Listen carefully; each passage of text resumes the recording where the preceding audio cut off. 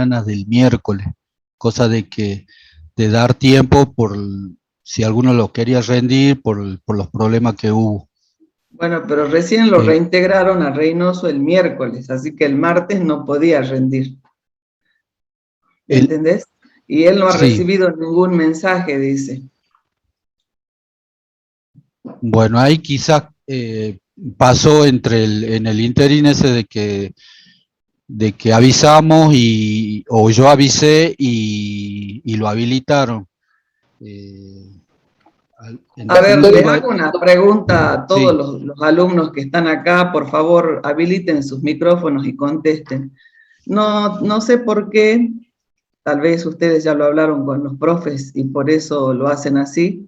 No lo charlé eso con los profes yo, entonces les estoy diciendo y estamos todos acá, alumnos y docentes. No sé por qué el parcialito del día miércoles del laboratorio que se hace a la tarde lo tienen que rendir un día anterior. No sé por qué. Eh, ¿Cuál es el sentido de un día antes? No sé, lo mismo que para el jueves. No entiendo por qué lo han hecho así. No sé, es un acuerdo entre ustedes, les facilitan a ustedes alumnos, les parece muy bien así, está correcto el horario, porque para mí tendría que ser, qué sé yo, un rato antes. Si total no aprueban, no entran al laboratorio y ya está. a ver, María Para Esther, fijar un horario, digamos. Pero está bien, si ustedes ya lo han trabajado así, con consenso de sí, los alumnos. desde el año pasado veníamos así, pero un poco es por el tema de darnos tiempo para, para poder solucionar algunos inconvenientes, no solo del tema de que no puedan ingresar a rendir el parcialito, sino el año pasado se les dio la oportunidad, me estoy acordando del año pasado, de chicos que por distintas razones no podían rendir en el plazo que se les daba. Le habilitábamos el cuestionario, cosa de que puedan rendirlo hasta minutos antes de poder ingresar a la clase. Eso sería Eh, buenísimo. Minutos antes me parece perfecto. No sé por qué un día antes, a eso me refiero. Pero está bien, no me voy a meter mucho en eso. Ya está, si ustedes les estoy pidiendo, en realidad los profes ya lo han definido así, les estoy pidiendo a los alumnos, si están bien, si hay algún problema, es la oportunidad de que hablemos, y porque estoy pidiendo opinión de ustedes, chicos, si está bien así, y bueno, y si nadie habla, lo damos porque está bien así. Entonces, para que yo pueda empezar la teoría y sigamos con el normal funcionamiento de la cátedra, no sé, según María de los Ángeles estabas encargado vos de este tema, Martín, te sí, pediría que arregles con Reynoso, que pueda bueno, recuperar ese práctico, ¿sí? Que sí, lo no hay pueda problema. recuperar y No, pueda hacer el parcialito, porque es una falla de la cátedra, como les empecé diciendo, una falla mía, porque yo fui la que empezó a eliminar a todos los, pero se me debe haber pasado, no sé, yo me hago, como fui la primera que empezó a eliminar, digo yo, debo ser yo, me hago cargo de eso, pero también les decía, no estabas vos, estaba María de los Ángeles sola, y ahí veo que está Norma también. Les decía que los resultados, esos que figuran ahora en el aula, también es esa lista de condiciones, si han aprobado o no el primer parcial, si han aprobado o no el recuperatorio, y si están libres o desaprobados, eso yo les pasé a ustedes justamente para que encontremos errores.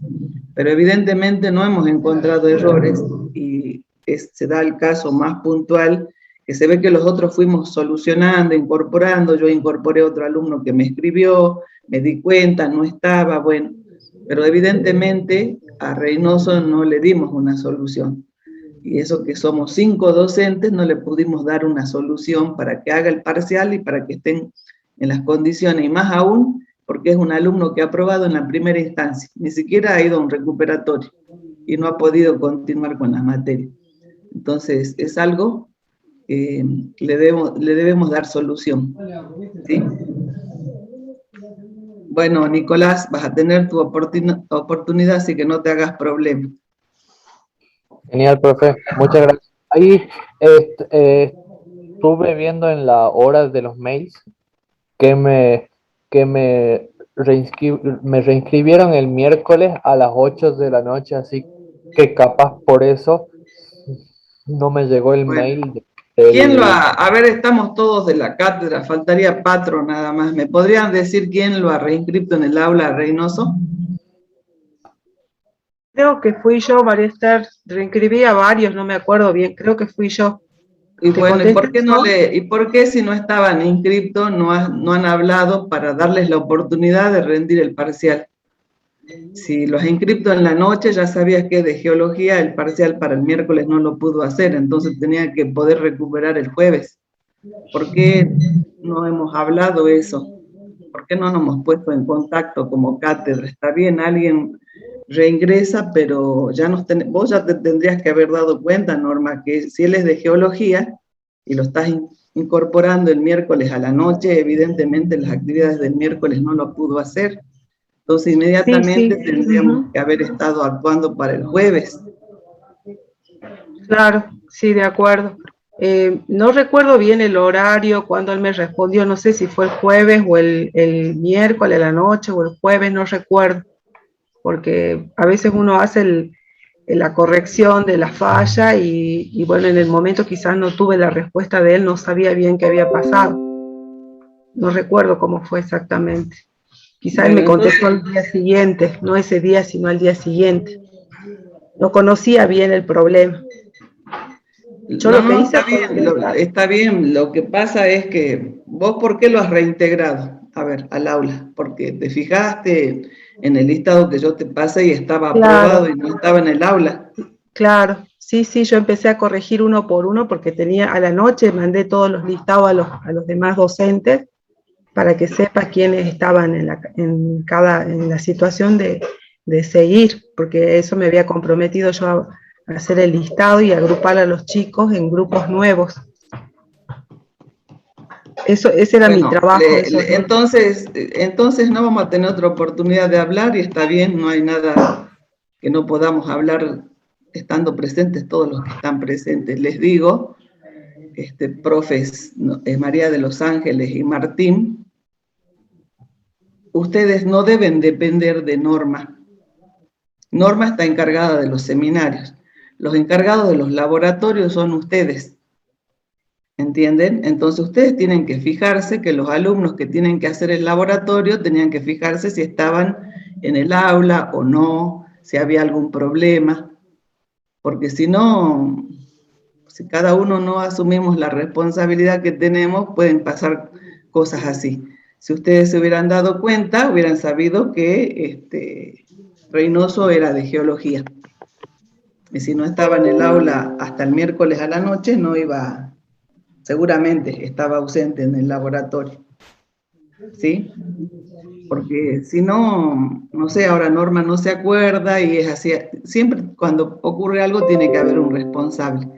Por eso les digo, yo tampoco estoy escapando a que yo borré, les acabo de decir a los alumnos que yo me encargué de borrar, dije voy a borrar a todos los que no están, pero asumiendo de que puedo cometer errores, he pasado ese listado para que lo vean los otros docentes, como les digo. Entonces, nuevamente te pido disculpas, Nicolás, porque te encontres en esta situación sin tener responsabilidad alguna y más aún, como acabo de decir, que fuiste un alumno que aprobó en primera instancia.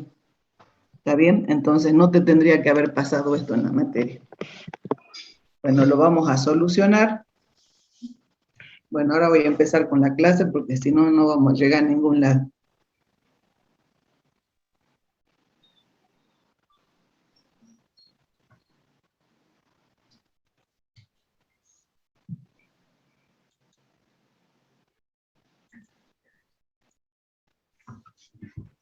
La clase pasada ya vimos, empezamos con los métodos instrumentales, describimos todo.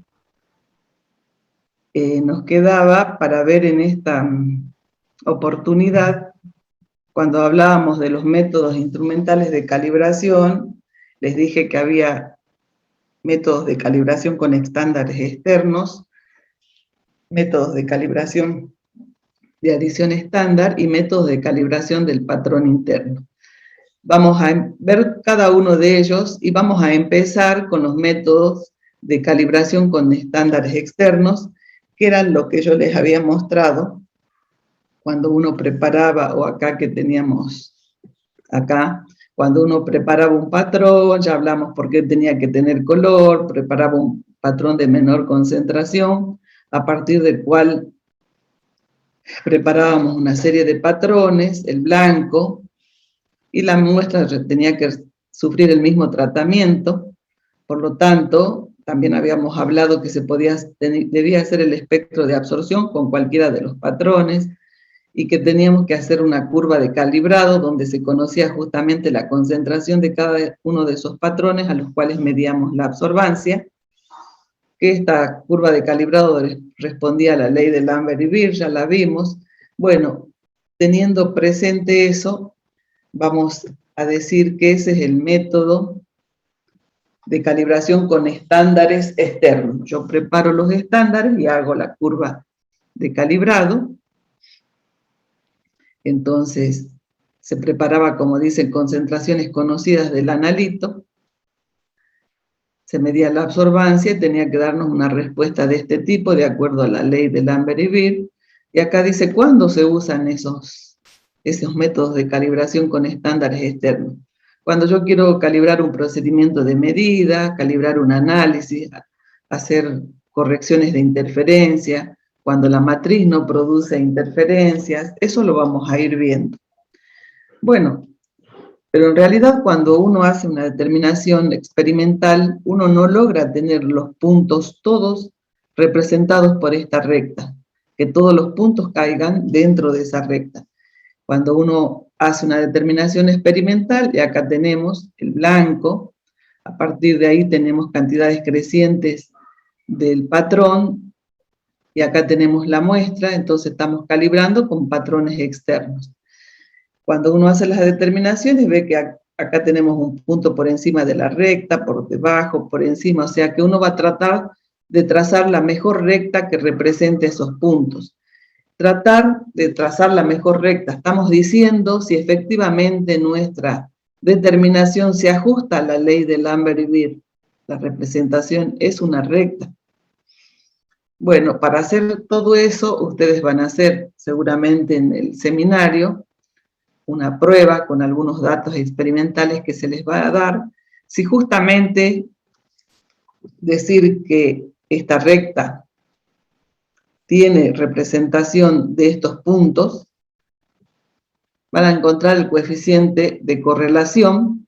Fíjense, este coeficiente de correlación está definido con valores X y, o sea, serían cada una de las concentraciones, el promedio, cada una de las absorbancias, el promedio, y bueno, en el denominador tenemos las mismas variables.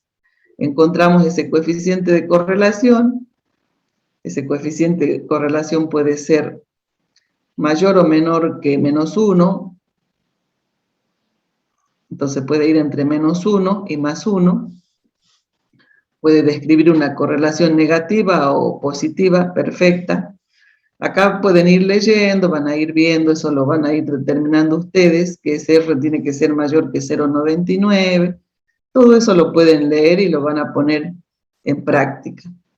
También en este caso se tiene que trabajar con la parte estadística, entonces vamos a definir si ese coeficiente de correlación es realmente significativo a un nivel de confianza del 99%, por ejemplo.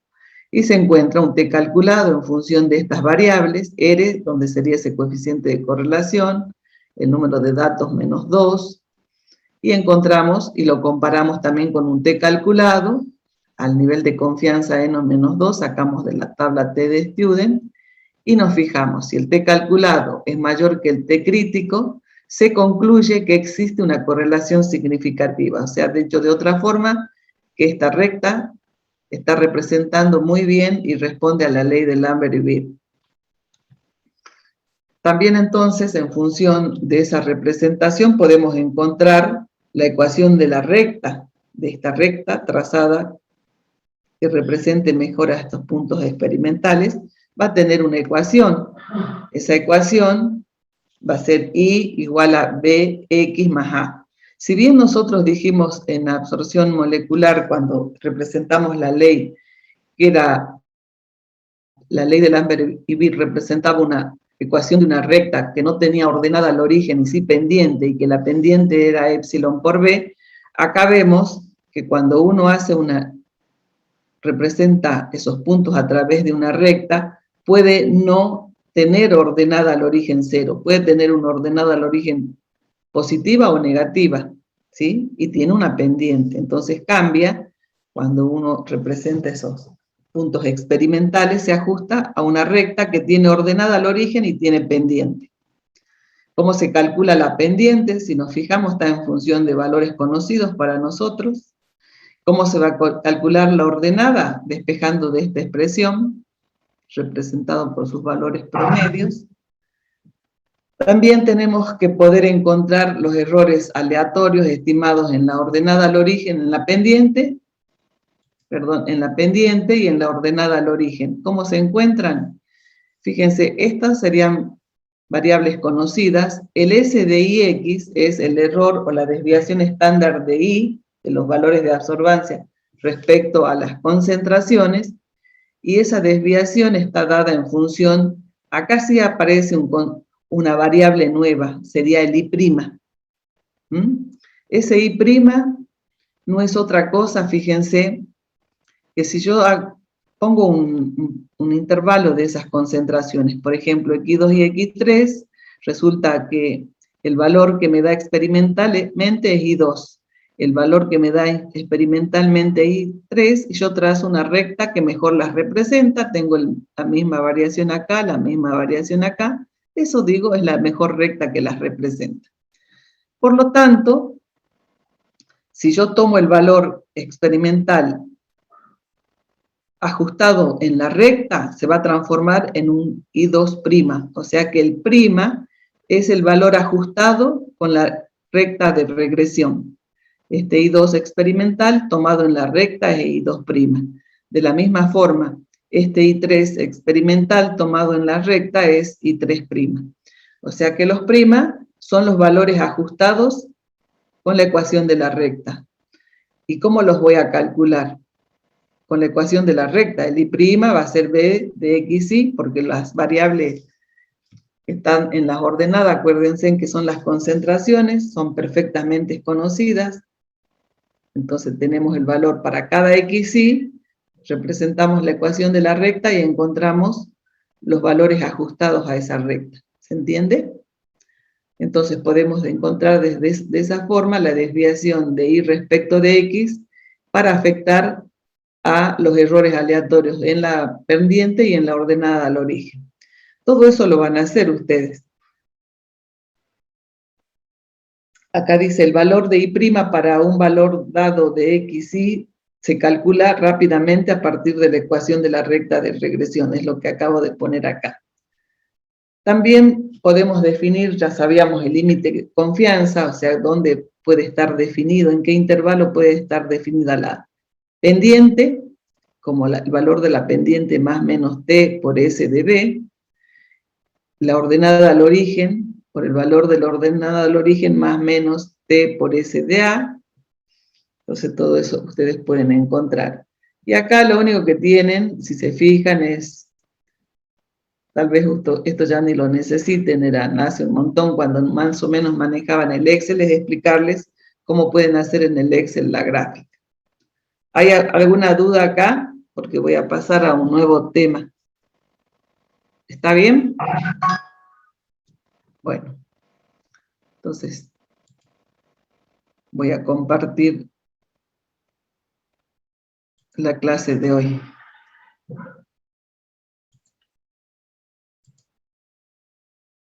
Bueno, un poquito vamos a traer a nuestra memoria lo que vimos la clase pasada. Dijimos, cuando hablamos de los métodos instrumentales, dijimos que a grandes rasgos podemos decir que un espectrofotómetro de absorción, por ejemplo molecular, tenía una lámpara un modulador, o sea, un seleccionador de longitudes de onda, un monocromador, y la muestra de todo esta, que venga una radiación, se seleccione una parte, interactúe con la muestra, como vimos en la ley de Lambert-Beer, y lo que no se absorba se transmita, por lo tanto de ahí va a salir una señal que es de radiación transmitida, un haz atenuado, dijimos que era de menor intensidad, porque parte de esa radiación se absorbía, alguien la tenía que detectar, lo detectaba un detector fotoeléctrico,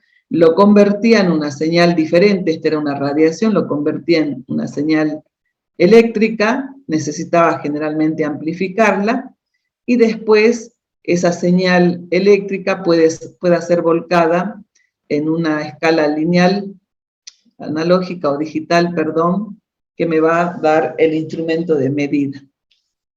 Bueno, pensando en que ya más o menos nos acordamos, también nos acordamos lo que acabamos de ver, por qué necesitábamos soluciones coloreadas, hablamos, qué hacíamos, un patrón más concentrado, otro más diluido, a partir del cual preparamos. Acá la pregunta, bueno, después se las voy a dar.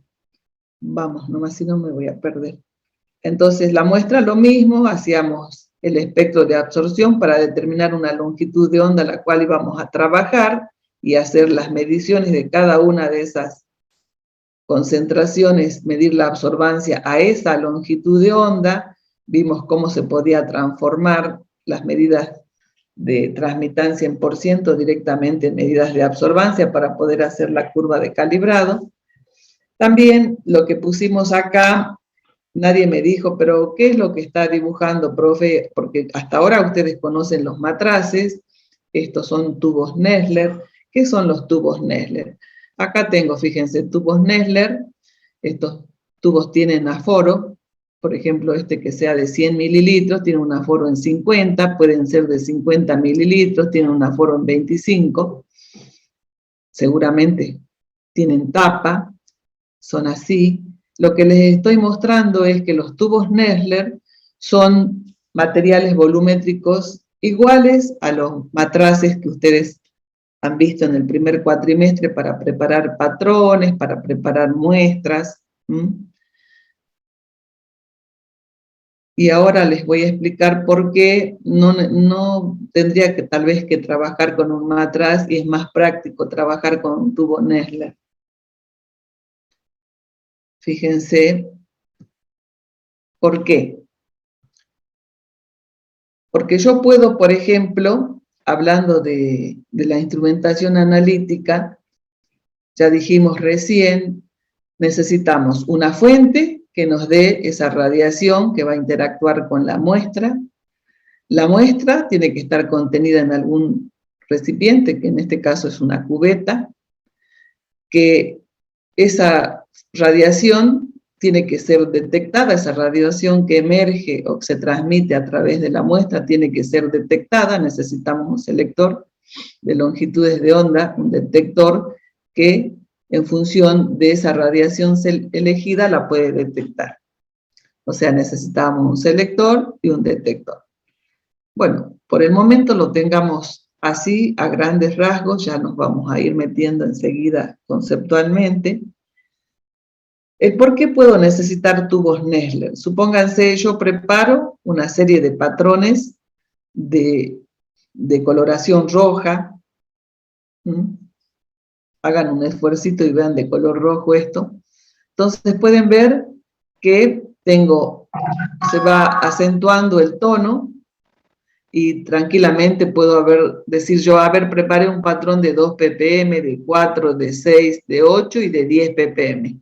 Aumenta la concentración, aumenta el color, ¿verdad?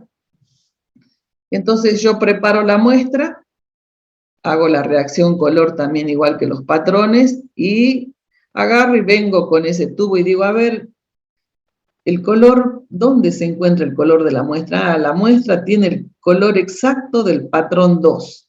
El patrón 2 era de 4 ppm. Mi muestra tiene 4 ppm.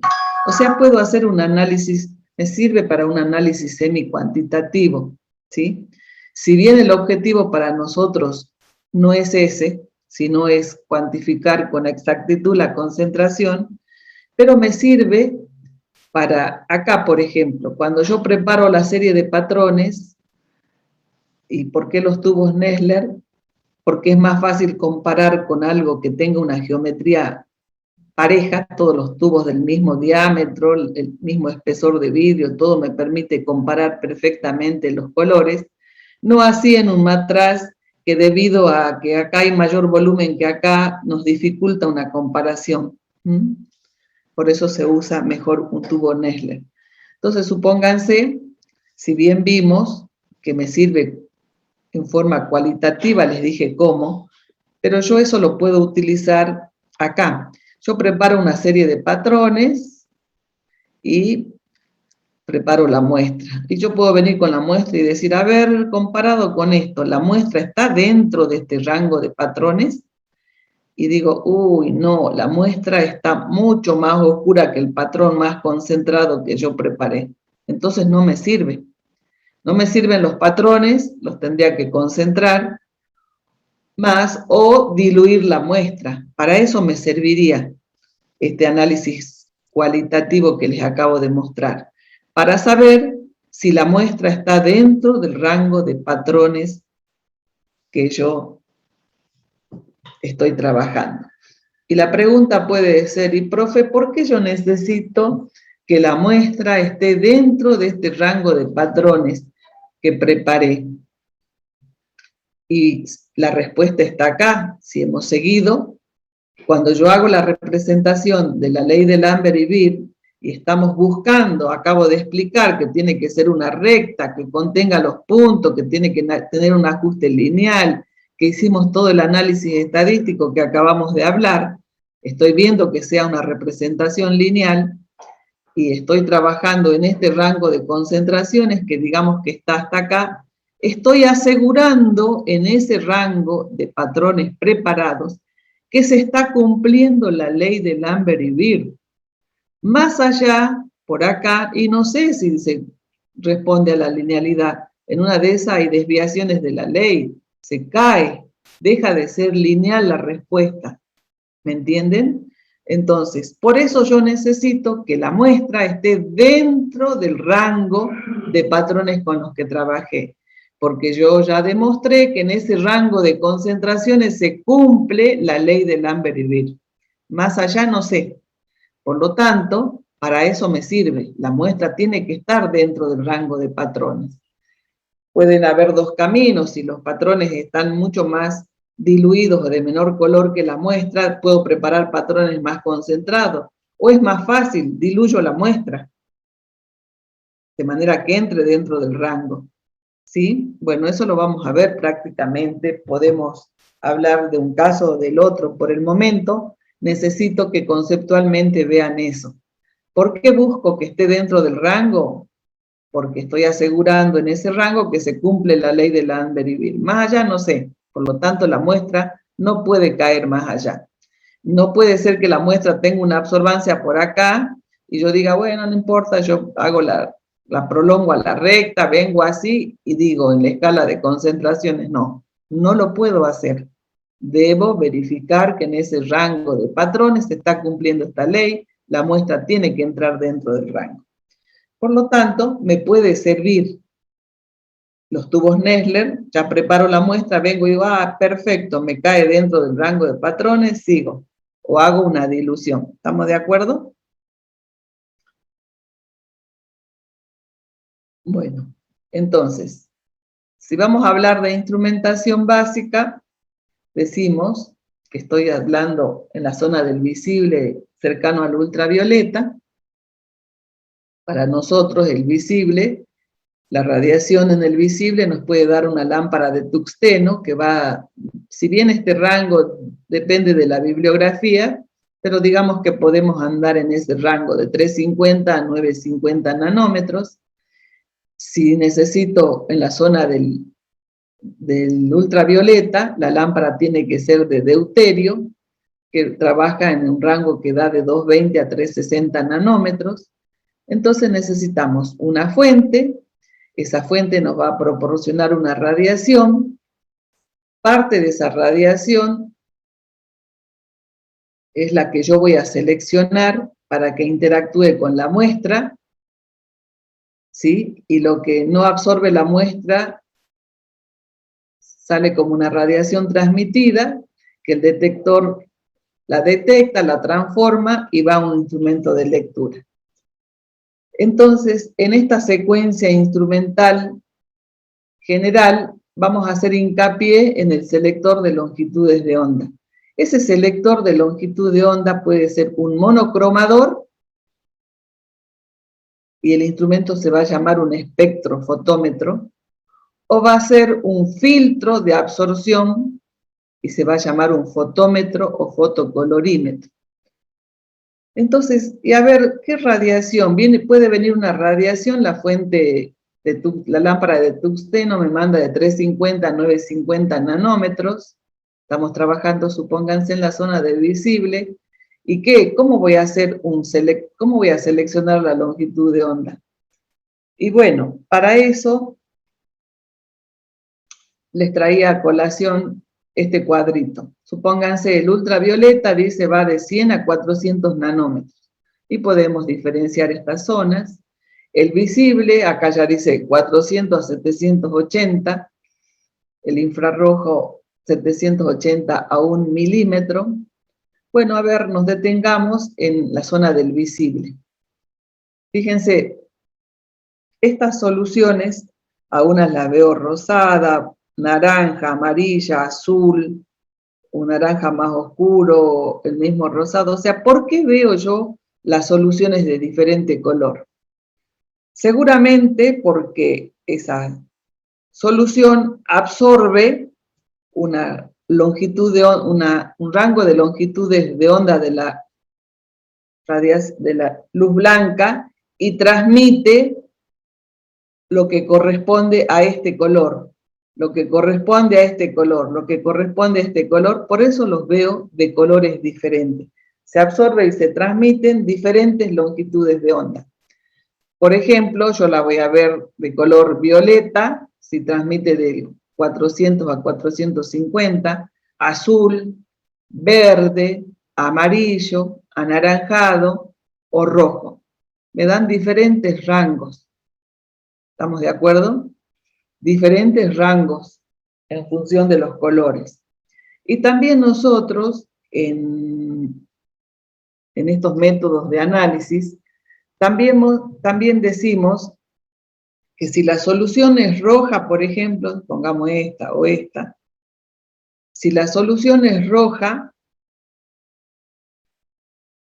el color o el rango de radiación con la que debo trabajar debe ser del color complementario al de la solución. Si la solución es roja, tengo que tener un rango complementario de radiación porque se va a absorber con mayor intensidad. Entonces, para eso, les pongo esta escala, esta estrella que seguramente en dibujo deben haber visto, o si no lo han visto, se los cuento. Acá podemos poner los colores primarios, el azul, el rojo y el amarillo, son los colores primarios. Como una combinación del rojo y el azul tenemos el violeta. Como una combinación del rojo y el amarillo tenemos el color secundario anaranjado. Una combinación del amarillo y el azul, el verde, otro color secundario. Si me fijo, el color complementario del rojo es justamente el que está opuesto, que es el verde.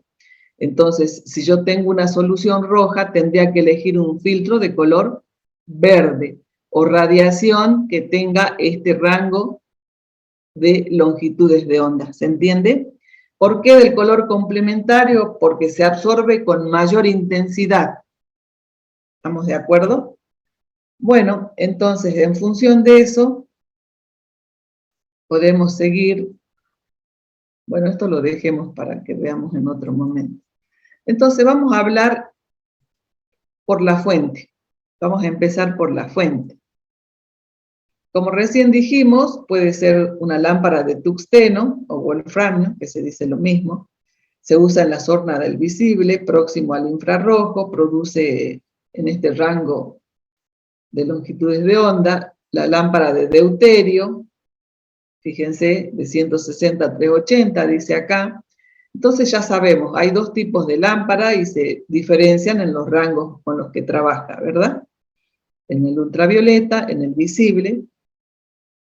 Entonces estamos viendo, viene una radiación, ya sea de la lámpara de tungsteno o de la lámpara de deuterio.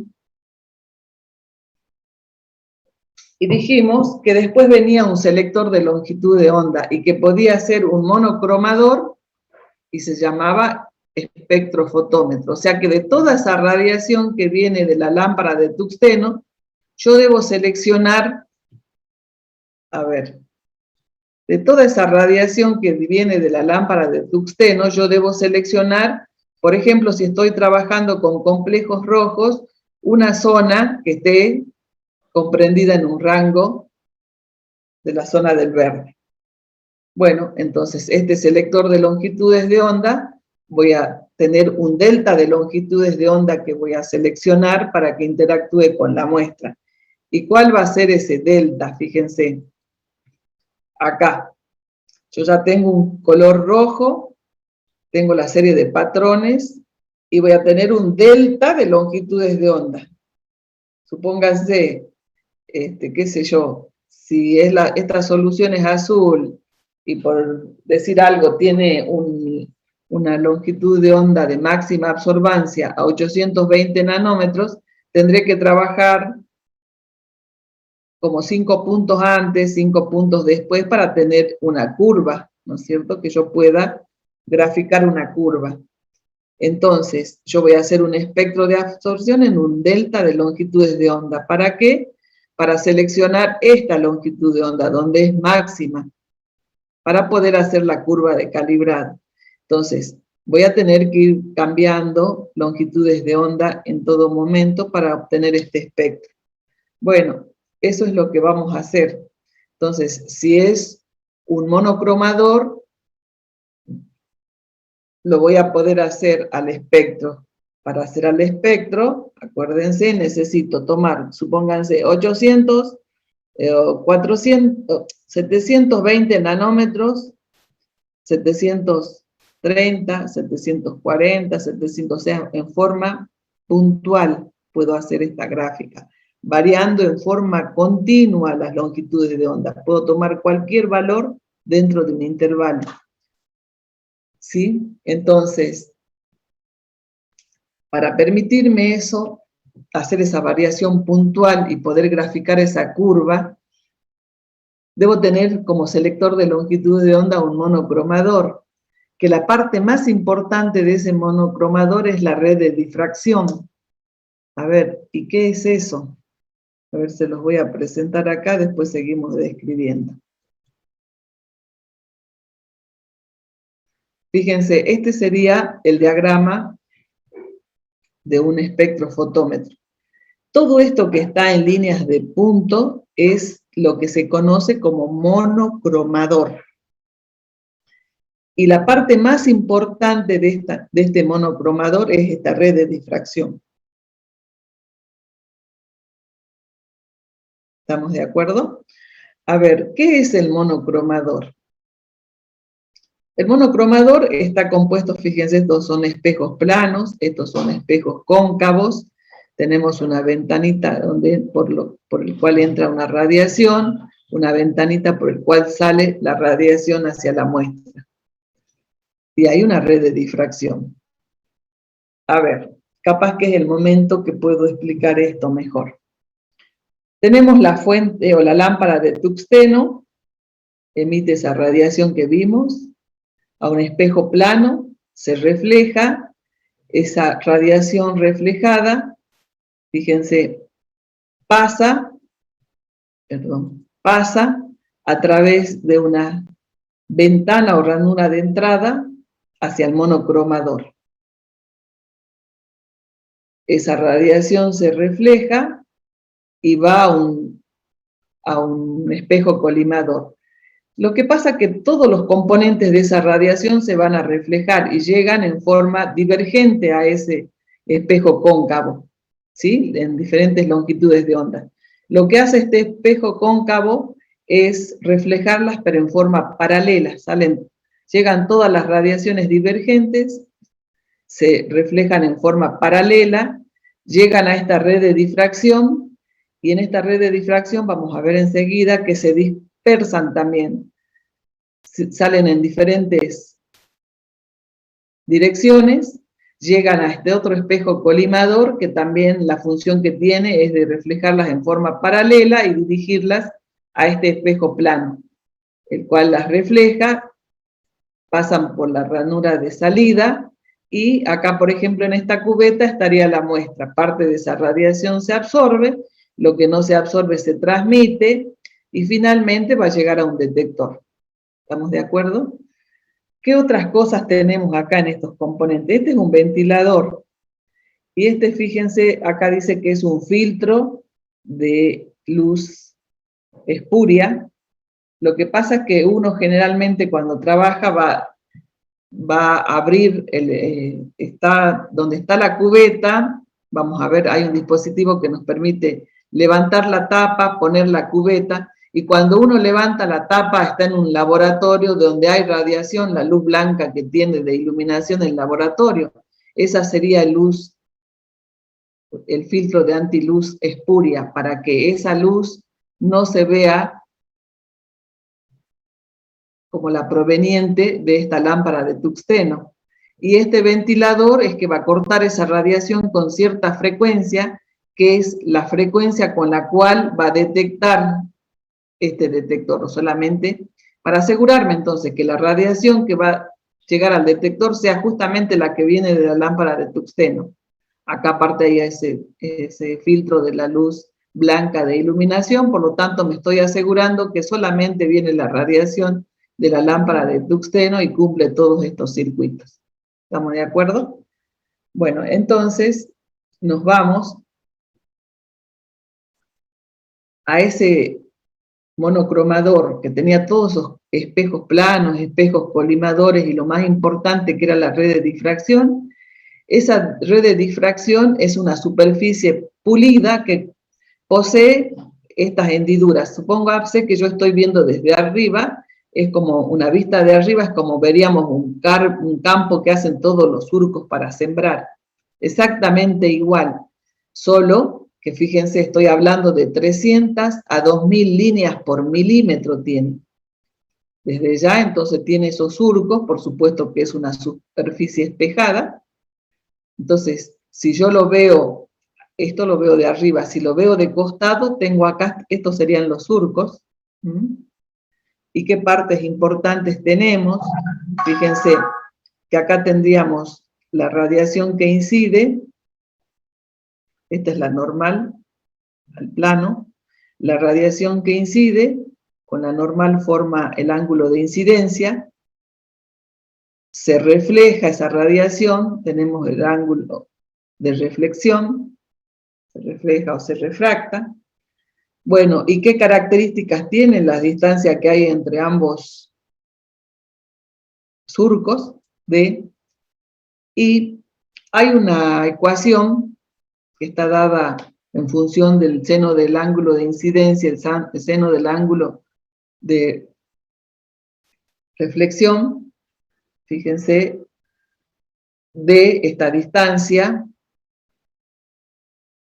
¿Y de qué me está hablando? Yo antes lo sabía explicar en detalle, pero es difícil para algunas carreras que no tienen se detienen tanto en la parte física, y bueno, de última, yo necesito el concepto, no tanto el detalle. Entonces, conceptualmente, ¿qué puedo decirles? Que de esta forma se van descomponiendo cada una de la radiación que llega a la red de difracción. ¿Se acuerdan que venían del espejo colimador paralelos? Pero cada uno llega, se refleja y ocurre esto, con cada uno de esos.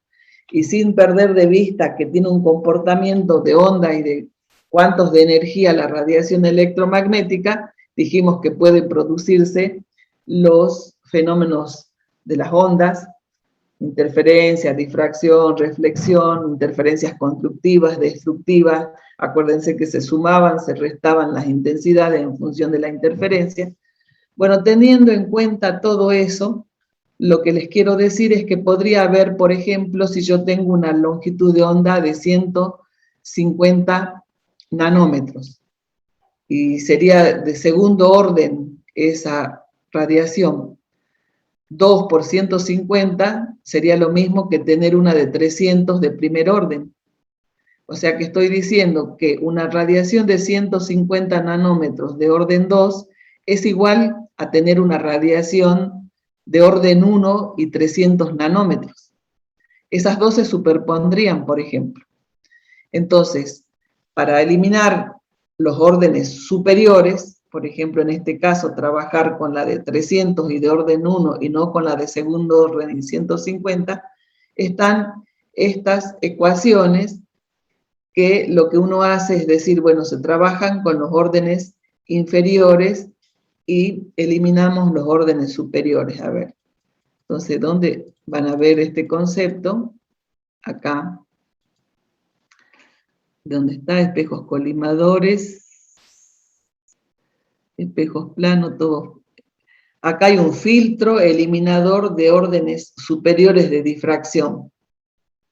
Filtro eliminador de órdenes superiores de refracción. O sea, para que lleguen al detector solamente las de primer orden. ¿Estamos de acuerdo? Bueno, era para eso.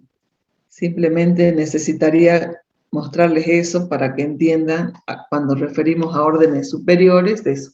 Puede haber coincidencia entre uno de 300 de primer orden y uno de segundo orden de 150. Entonces se pone un filtro eliminador de órdenes superiores y listo.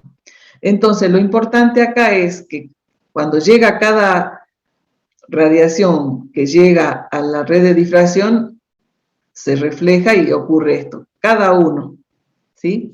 Y fíjense, en función de las líneas, desde ya que cuanto mayor líneas tenga por milímetro es más caro el instrumento, ¿sí? Porque tiene mejor poder de resolución. Y ahora lo tomemos. ¿En qué sentido es mejor? Cuando yo hablo de la ley de Lambert y Beer, en realidad yo tendría que trabajar con una radiación monocromática, de una sola longitud de onda. Es muy difícil conseguir una radiación de una sola longitud de onda. Por supuesto que cuando yo tengo una red de difracción con mayor número, se va mejorando esa representación de una radiación monocromática, o dicho de otra forma, voy obteniendo deltas de longitudes de onda mucho más pequeñitos. Miren, estoy hablando de deltas de longitudes de onda de esa radiación de 1 a 2 nanómetros, que prácticamente uno dice, puedo decir que estoy trabajando con una radiación monocromática. Bueno, hoy lo tomemos a esto en este momento de 1 a 2 nanómetros. Imagínense, el otro día ya hablé, los comparé con los centímetros a los nanómetros, a los Armstrong, o sea, que es para que ustedes tengan idea del tamaño de esta medida, ¿no? Este podría ser un espectrofotómetro, no tengo la figura del que nosotros tenemos en el laboratorio, pero sé que en el laboratorio se lo dieron.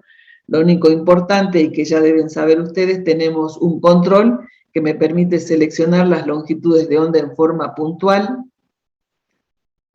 continua, y tenemos una perilla para calibrar, o sea, llevar al 100% de transmitancia o al 0 de absorbancia. Y acá, bueno, acá sería donde va a ir la cubeta, y seguramente este instrumento permite calibrar en concentraciones también, por lo tanto puedo tener rangos de concentraciones acá, pero bueno, lo importante es saber que puedo elegir la longitud de onda en forma continua, puedo elegir el instrumento calibrar en absorbancia o en transmitancia, en algunos casos hay, y en la cátedra tenemos uno que sí, y el otro más viejito que no, pero bueno, básicamente es tener esos controles, tener la posibilidad de variar en forma continua la longitud de onda. ¿Para qué? Para hacer ese espectro de absorción. El otro instrumento, cuando el selector de longitudes de onda era un filtro, se llamaba fotómetro o fotocolorímetro. Profe, ¿le puedo hacer una preguntita? Sí.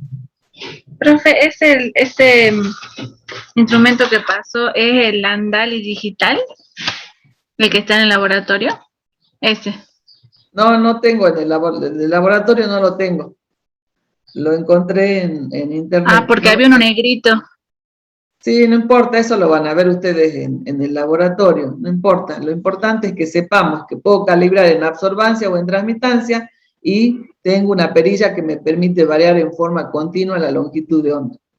No importa Bien, la marca ni nada, ¿sí? No importa. Bueno, entonces, vimos monocromador, espectrómetro.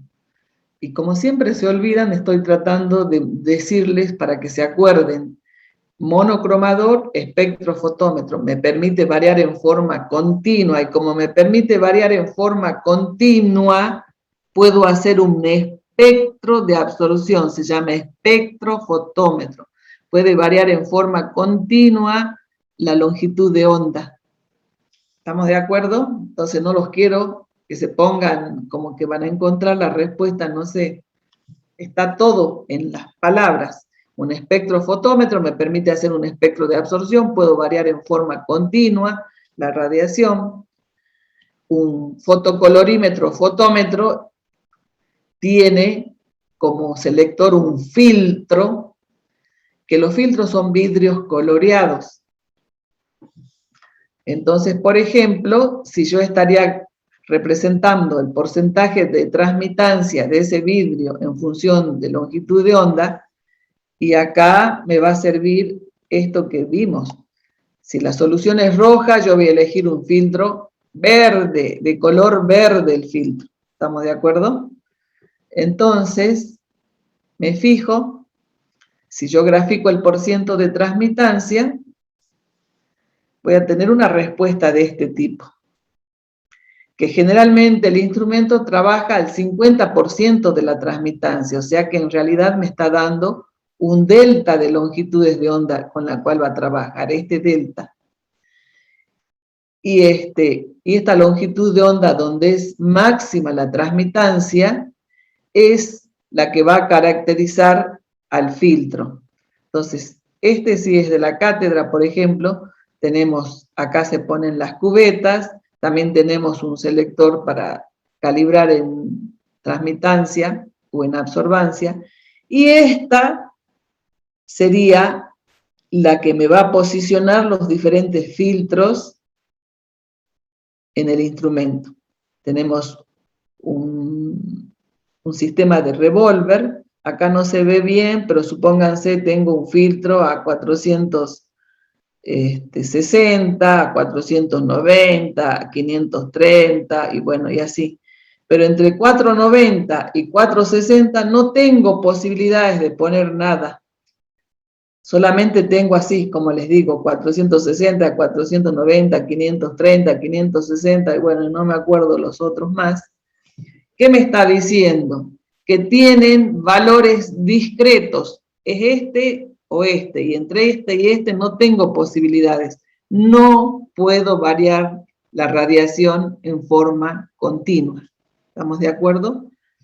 Entonces, este que yo les decía, que acá está el filtro, supónganse, de 490, esos 490 es este máximo, el que identifica al filtro. Sin embargo, el instrumento trabaja al 50% en este delta de longitudes de onda. Este delta de longitudes de onda es de 300 a 250 nanómetros. ¿Cómo es comparado con este? Fíjense. Este prácticamente me puede dar una radiación monocromática. Acá de 300 a 250, o sea, va a depender de la precisión con la que yo quiera hacer el análisis, que pueda utilizar uno u otro instrumento. Estamos viendo, estoy trabajando con deltas de longitudes de onda más grandes que el anterior. ¿Estamos de acuerdo? Bueno, entonces esos filtros son vidrios coloreados, que tendrá que tener el color complementario al color de la solución. Si yo tengo una solución roja, tendré que elegir un filtro de color verde. Y resulta que si los profesores han preparado para mostrarles, hay un equipo re viejito en la facultad, que los filtros los tengo fuera del instrumento, ustedes lo pueden ver a los colores de los filtros. Resulta que yo tengo filtros de 3 colores, filtro verde, un verde amarillento, un verde y un verde azulado. ¿Y qué hago yo? ¿Cómo elijo? Ahora lo veamos. A Eleonor le gusta el verde amarillento, a Nicolás le gusta el verde azulado, supongamos, y a mí me gusta el verde. ¿Y trabajamos cada uno con el color que nos gusta? No. Entonces, resumiendo, de lo que acabamos de diferenciar los dos tipos de instrumentos, en el selector de longitudes de onda, decimos que cuando tiene un monocromador, tiene esa red de difracción, que es el corazón del monocromador, permite variar la longitud de onda en forma continua, lo cual me permite hacer un espectro de absorción. ¿Para qué? Para seleccionar la longitud de onda de trabajo, donde era máxima la absorbancia, ¿se acuerdan? Ya hablamos. Y a esa longitud de onda hacer la curva de calibrado, para finalmente encontrar la concentración de la muestra. Si es un filtro de absorción, va a permitir variar la longitud de onda en forma discreta, por lo tanto no puedo hacer un espectro de absorción. Y entonces, ¿cómo hago para elegir una longitud de onda a la cual pueda hacer la curva de calibrado? Y bueno, en este caso directamente se hacen curvas de calibrado con los diferentes filtros, que yo les dije, un filtro verde azulado, un verde amarillento y el verde. Tengo que hacer curvas de calibrados con cada filtro.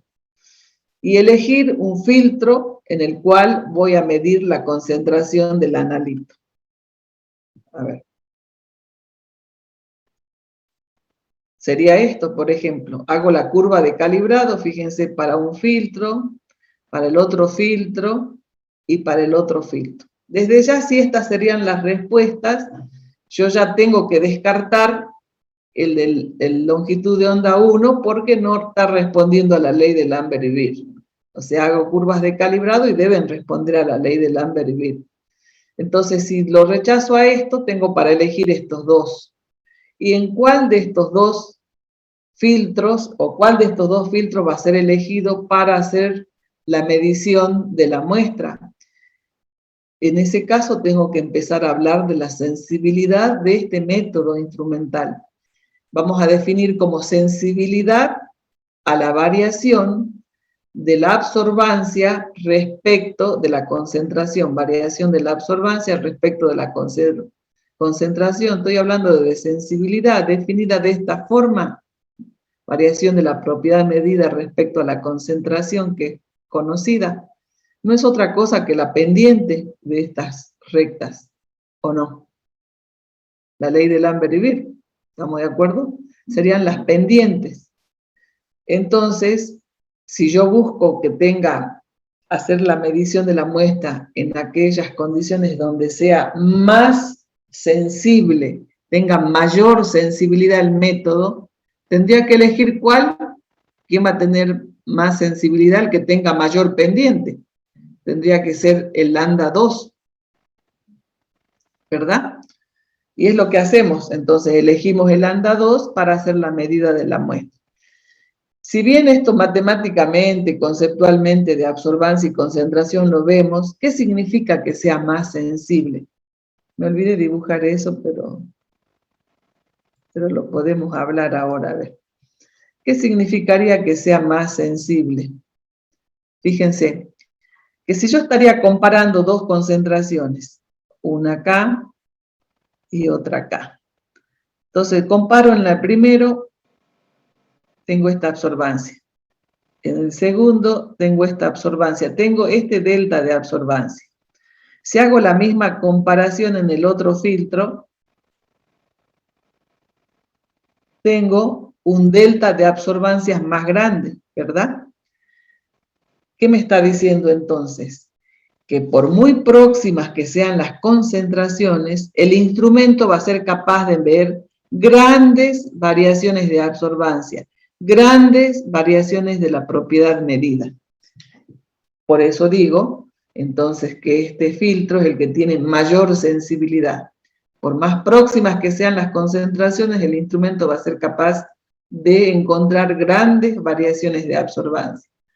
¿Qué está queriendo decir? En una de esas, supónganse, un grupo está trabajando con el contenido de hierro en una carne, una muestra de carne, y otro grupo está trabajando con el contenido de hierro en una harina. Y resulta que si nos fijamos, sacamos la información de bibliografía y no tiene nada que ver uno con un valor de concentración de hierro con de la carne y la harina. Y sin embargo, ustedes analizan, preparan los patrones y les da que prácticamente es la misma. Y dice, ¿qué pasó? Si yo sé que son diferentes y sin embargo me da lo mismo. Eso está diciendo que el instrumento no está siendo capaz de detectar diferencias en la propiedad medida, o sea, en la absorbancia, aunque haya variaciones en la concentración. Eso me está mostrando entonces que no estoy trabajando adecuadamente, seguramente no estoy elegido el filtro correcto. ¿Estamos de acuerdo? Entonces yo debo elegir, y fíjense si esa comparación lo haría, si este filtro hubiera sido, que representaba la ley del Lambert-Beer perfecto, mayor aún hubiera sido la variación de absorbancia, hubiera sido el filtro elegido. ¿Se entiende? Entonces, cuando yo tengo un filtro como selector de longitud de onda, no puedo hacer un espectro, entonces debo hacer curvas de calibrado con los filtros, con varios filtros, y encontrar el filtro que tenga mayor sensibilidad, en el cual yo mediré la muestra, vengo a la curva de calibrado, bajo y tengo la concentración del analito. ¿Está bien? Dice, la longitud de trabajo que se selecciona es aquella en la cual es máxima la sensibilidad del método analítico, donde es mayor la pendiente, y lo acabamos de explicar por qué. Bueno, entonces ya vimos el selector de longitud de onda, vimos la fuente, ahora tenemos que ir a la muestra.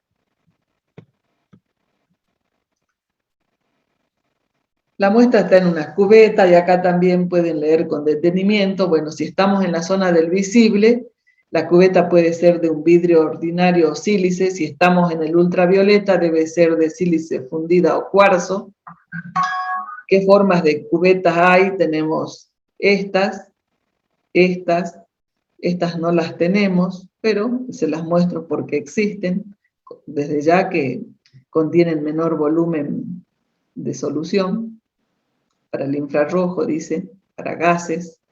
Y nosotros tenemos estas cubetas para el fotocolorímetro, y estas cubetas las usamos en el espectrofotómetro.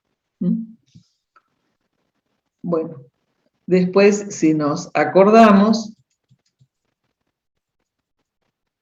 la muestra está en una cubeta, ahora tiene que llegar a un detector. Entonces acuérdense que venía una radiación, del selector de longitud de onda sale una radiación, la que interactúa con la muestra, sale una información que es radiación, y acá el detector la debe transformar en otro tipo de señal que es eléctrica. ¿Sí? Bueno, a ver.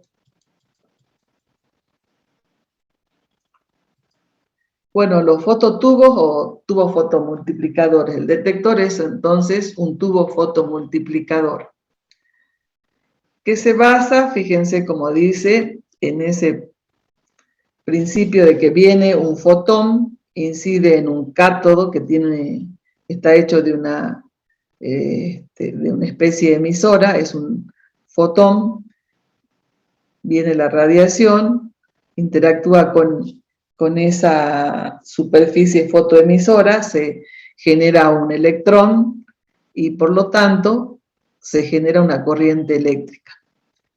Pero así como está, la verdad que sería difícil poder transformar esa radiación y que obtener una corriente que no podría ser medida.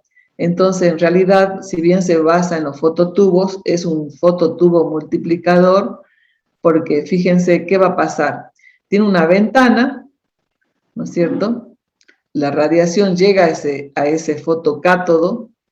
Fíjense, a ver, primero los voy a describir. Tenemos una ventana por la cual va a entrar la radiación. Estos que están en rojo son dínodos o electrodos alternos, y tenemos un ánodo. Entonces, la condición es también que cada dínodo se encuentra a 90 voltios más positivo uno del otro. Por ejemplo, este dínodo, este está a 90 voltios más positivo que este está a 90 voltios más positivo que este está a 90 voltios más positivo que así, sucesivamente. Entonces, fíjense, la radiación que llega al fotocátodo, que es de superficie emisora, provoca una emisión de electrones primarios que son acelerados hacia el primer dínodo. Entonces, esa fotoemisora que genera un electrón, que fíjense bien esa radiación, arranca un electrón, ese electrón es atraído porque se encuentra a 90 voltios más positivo este dínodo, es atraído en esa atracción, arranca más electrones, más electrones, más electrones, más electrones, más electrones, y se van amplificando esa corriente eléctrica. Entonces la detecta, la transforma en energía eléctrica y la amplifica. Dice, un electrón es arrancado del dínodo convertidor, los sucesivos dínodos son 90 voltios más positivos, provocando una aceleración de electrones y arrancando más electrones. La amplificación, fíjense, llega a ser del orden de 10 a la sexta a 10 a la séptima veces la señal. Entonces, de esa forma se amplifica y finalmente llegaría al instrumento de lectura. Ese instrumento de lectura que va a proporcionar pues, un sistema procesador de señal que da los datos, proporciona una salida de lectura que puede ser analógica, digital, un registrador, bueno, diferentes formas de transformar esa energía o, mejor dicho, medir esa energía eléctrica y ponerla en una escala que al analista le sirva. Bueno, entonces describimos en términos generales cada uno de los componentes instrumentales.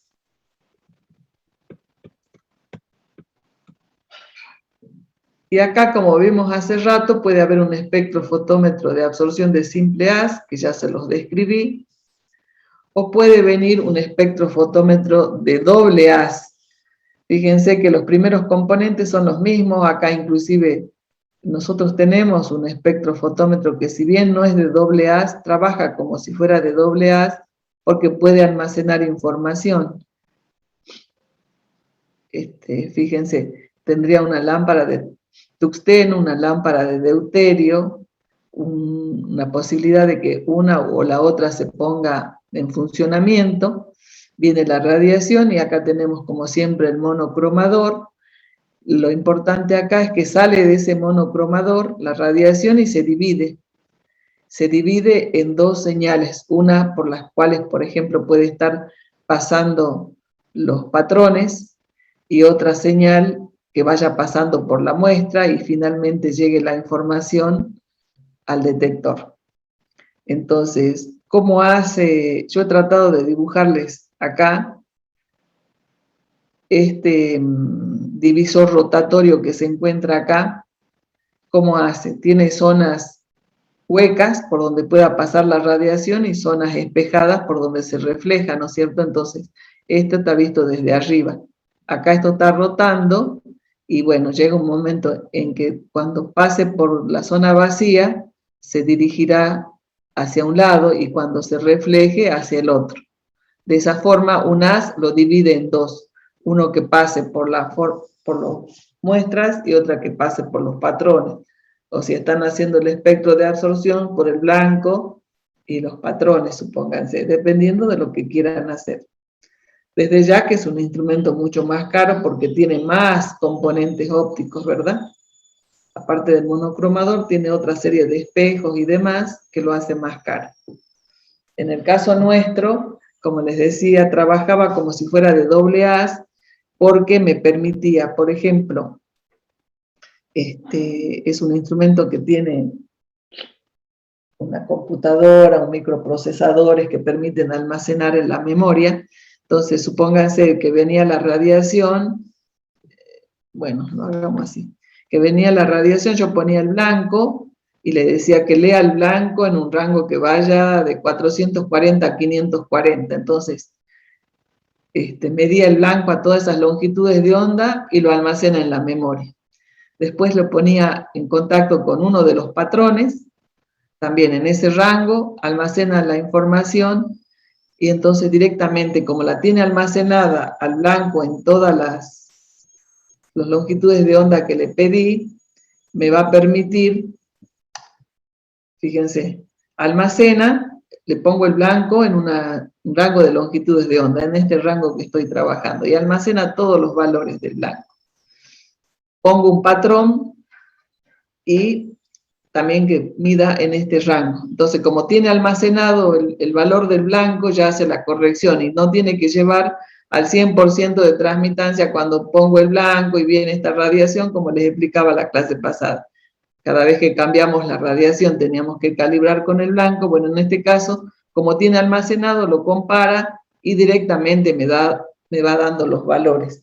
Entonces, como puede almacenar, trabaja como si fuera doble haz, como si estuviera haciendo pasar los dos simultáneamente, pero en realidad no está dividiendo el haz, sino está almacenando de manera tal que puede comparar y trabajar como si fuera de doble haz.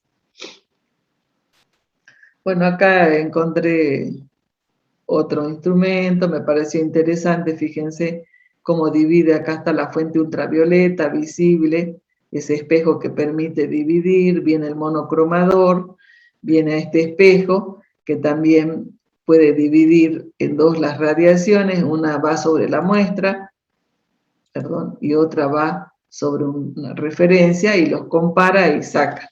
¿Sí? Es lo mismo que acá, solo que con colores. Bueno, la ley de Lambert y Beer dice se cumple teóricamente cuando más o menos estábamos ya anticipando, la radiación incidente es monocromática. Cuando los centros absorbentes, ya sean moléculas, átomos, etcétera, actúan independientemente unas de otras en el proceso de absorción, situación que se cumple cuando son soluciones diluidas menores que 0,01 formal. Y nosotros cuando anticipamos los métodos instrumentales, ya dijimos que surgían para trabajar con concentraciones muy bajas que daban solución a problemas justamente de analitos que se encontraban en bajas concentraciones, o sea que estamos cumpliendo esto.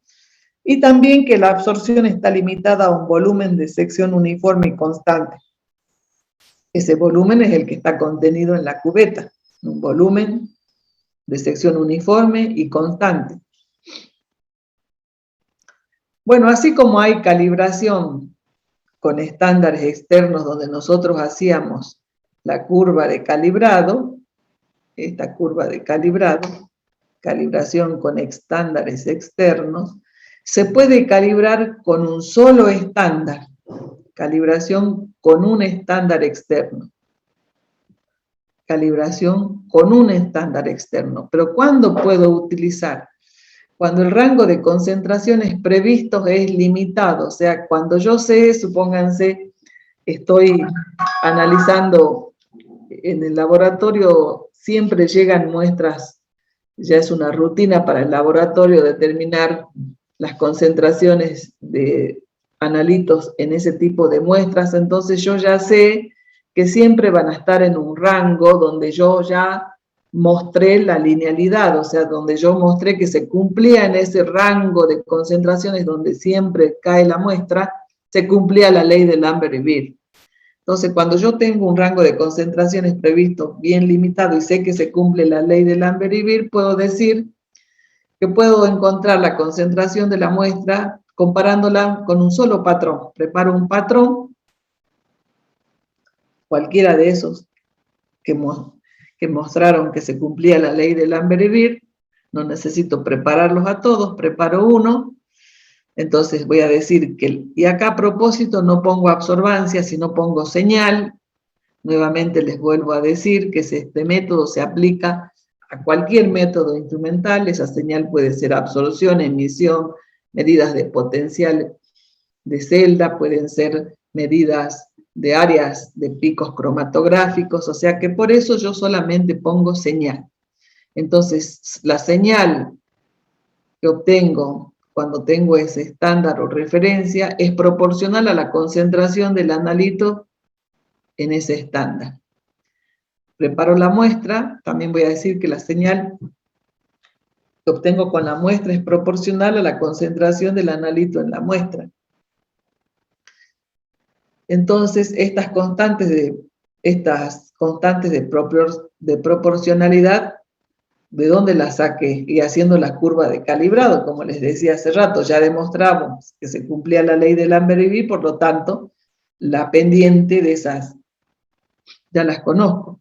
Entonces, estoy asumiendo que cuando mido la referencia o el patrón o el estándar y mido la muestra, estoy trabajando en la misma recta, o sea que las K son las mismas, por lo tanto, despejando K de ambas expresiones me queda esta relación, y digo entonces que la concentración del analito en la muestra es igual a la señal en la muestra por la relación de concentración de la muestra y la señal del estándar. ¿Estamos de acuerdo? Despejamos de acá, o sea que la concentración del analito va a estar dado por la relación de señales entre la muestra y el analito y la concentración del analito en el estándar. Entonces asumí que se trata de la misma constante. Se cumplió lo que acabamos de decir. Determinamos experimentalmente de la curva de calibrado es acá. ¿Qué pasa cuando la concentración del analito en la muestra y en el estándar son distintas? Y yo acepto que la constante de proporcionalidad es constante. Puedo estar cometiendo un error sistemático. Dice concentraciones limitadas, o sea que las concentraciones tienen que estar muy cercanas, se cumple, se entiende, ¿no? Entonces, cuando son distintas las concentraciones y yo acepto que la constante es la misma, puedo estar cometiendo un error sistemático. A ver, ¿por qué? Tengo señal en función de concentraciones, yo digo esta es la pendiente, entonces me da la señal de referencia, o sea, tengo la concentración, esta es la señal, vengo con la muestra, y digo, bueno, la señal de la muestra, bajo, y me da esta concentración de la muestra.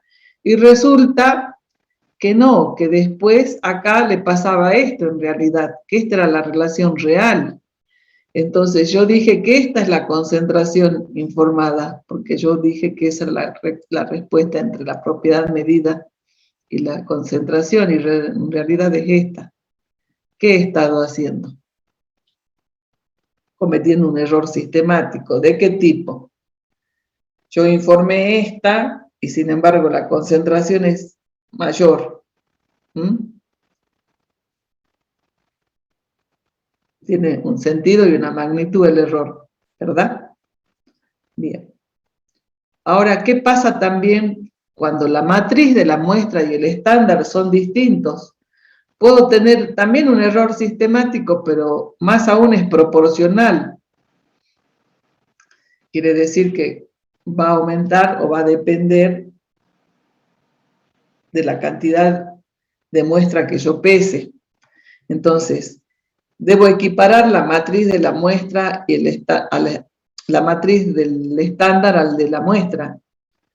Bueno, pero si la matriz es desconocida, y bueno, entonces tengo que demostrar que ese error sea despreciable o tengo que cambiar de método. Bueno, a ver, ¿cómo será ese error? Si tengo matriz y muestra, de la muestra y del estándar muy distintas, vamos como el caso anterior.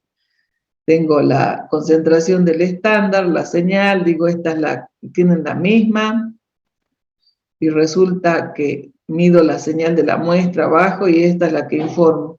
Y resulta que debido a la matriz, esta era la respuesta para la muestra real. Y acá también cometí un error sistemático. Entonces, ¿qué puedo hacer? Demostrar que ese error es pequeño, estadísticamente lo tendríamos que hacer, o si no, mejor aún, puedo utilizar otro método. ¿Y cuál otro método puedo utilizar? Y puedo utilizar, ahora se los cuento así nomás, para que lo tengamos en la memoria. Uy, perdón, no lo tengo. Bueno, a los métodos que vimos en la... ¿Se acuerdan que estaban los métodos de calibración con estándar externo? Después estaba el método de calibración adición estándar. Bueno, en ese caso tendríamos que utilizar otro método, el método de adición estándar. ¿Estamos de acuerdo? Bueno, puede ocurrir eso entonces. También hay limitaciones a la aplicabilidad de la ley de Lambert y Beer, que se debe a desviaciones instrumentales con la radiación policromática, o sea que hay desviaciones instrumentales porque no estoy trabajando con una radiación monocromática, sino con una radiación policromática de más de una longitud de onda. Dijimos que la ley se cumplía cuando era monocromática. Esa es una limitación. Aún así dijimos que los monocromadores me daban deltas de longitudes de 1 a 2 nanómetros, los filtros de 30 a 250 nanómetros. Entonces son deltas, que estoy hablando de bandas de longitud de onda, no de una monocromática de una longitud de onda, de bandas. Entonces puede ocurrir que no se produzcan desviaciones perceptibles porque el absorbente no presenta grandes variaciones de absorción en función de la longitud de onda en la zona espectral usada, o que sí se produzcan desviaciones perceptibles porque el absorbente sí presenta grandes variaciones de absorción en función de la longitud de onda con la que estoy trabajando.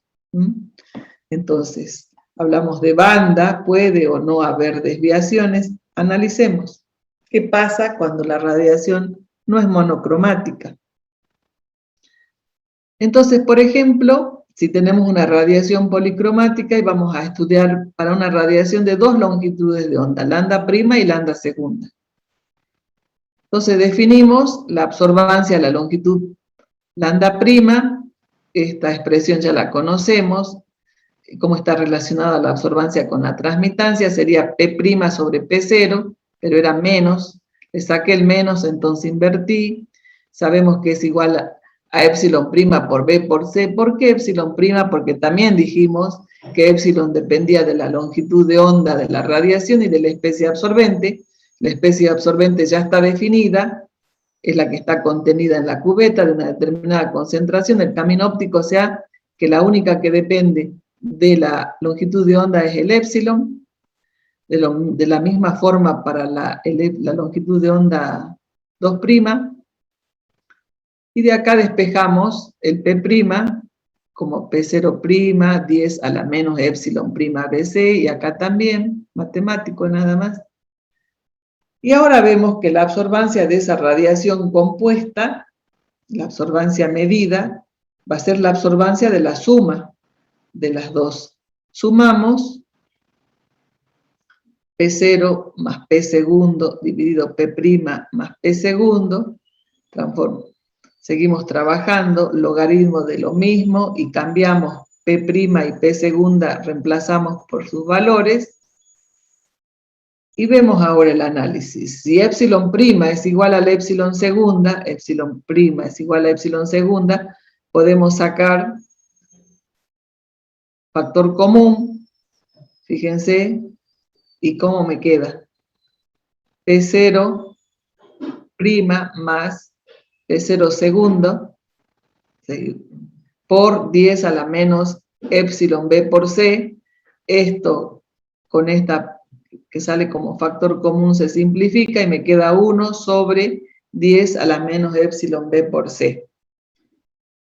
Por lo tanto, no es otra cosa que epsilon por B por C, que es la ley de Lambert y Beer.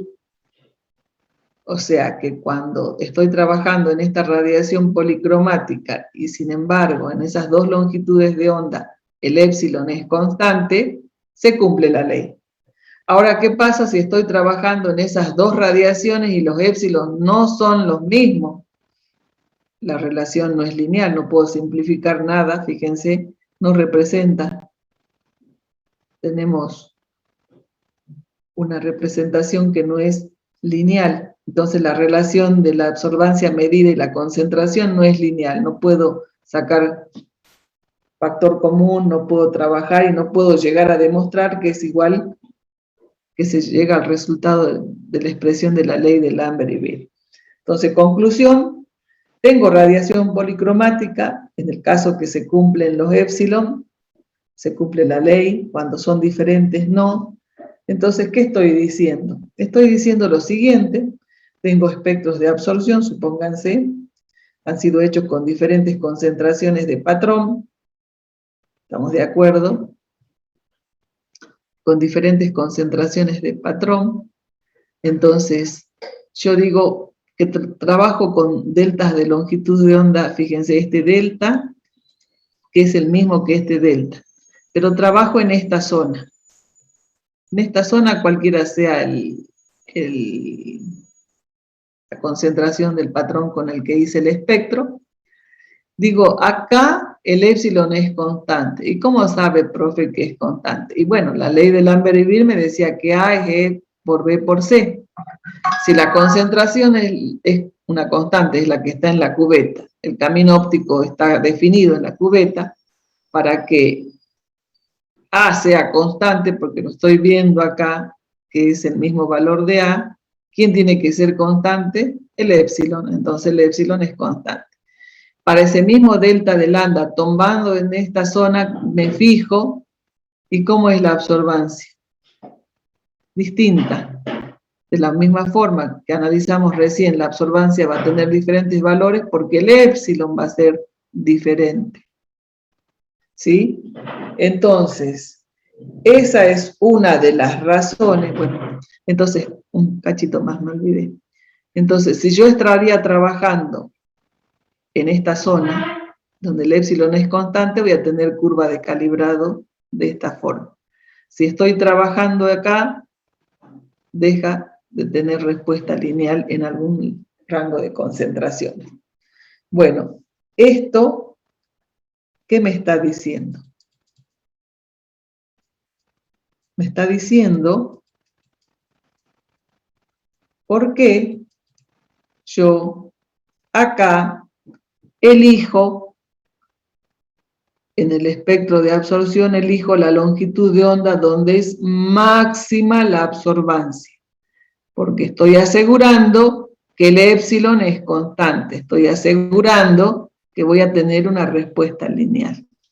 ¿Estamos de acuerdo? Esa es la razón, así que cuando yo pregunto, me deben responder eso. ¿Estamos de acuerdo? Por eso trabajamos a esa longitud de onda, por eso la elegimos, porque se cumple la ley. Si trabajo en otra longitud de onda, no. Porque a pesar de estar trabajando con deltas de longitud de onda, en esos deltas el épsilon es constante. Entonces está bien, no estoy trabajando con una radiación monocromática, sino con una radiación policromática. Y si estoy comparando ambos instrumentos, fíjense mucho más cuando se trata de un espectrofotómetro, los delta de lambda son mucho más chiquitos, más pequeños. Bueno, ¿qué otras limitaciones podemos tener a la ley? Desviaciones químicas, cuando la especie absorbente participa de equilibrios que dependen de la concentración, reacciones de disociación, asociación, reacciones con el solvente, y se producen productos con características absorbentes. Un ejemplo que siempre nos permite entender este tipo de desviación es, supónganse que yo estoy trabajando y quiero determinar, a ver, las soluciones de cromato son soluciones amarillas. Ustedes ya han utilizado el cromato de potasio como indicador en el método de Moore. Las soluciones de dicromato también han visto cuando utilizamos como oxidante al dicromato es naranja o anaranjado. Son dos colores diferentes. Que si nosotros nos ponemos a ver acá, dos colores diferentes, anaranjado y amarillo. Nada que ver uno con el otro, ¿verdad? Muy bien, entonces eso lo tenemos presente para analizar y decimos. Resulta que yo digo, voy a determinar el contenido de cromo en una muestra y resulta que lo transformo en cromato, para que tenga color. Busco la técnica y lo transformo en cromato. Entonces es amarillo, por lo tanto, a ver, lo hagamos más entendible. Resulta que estoy con un fotocolorímetro, entonces digo, la solución es amarilla y me voy y elijo,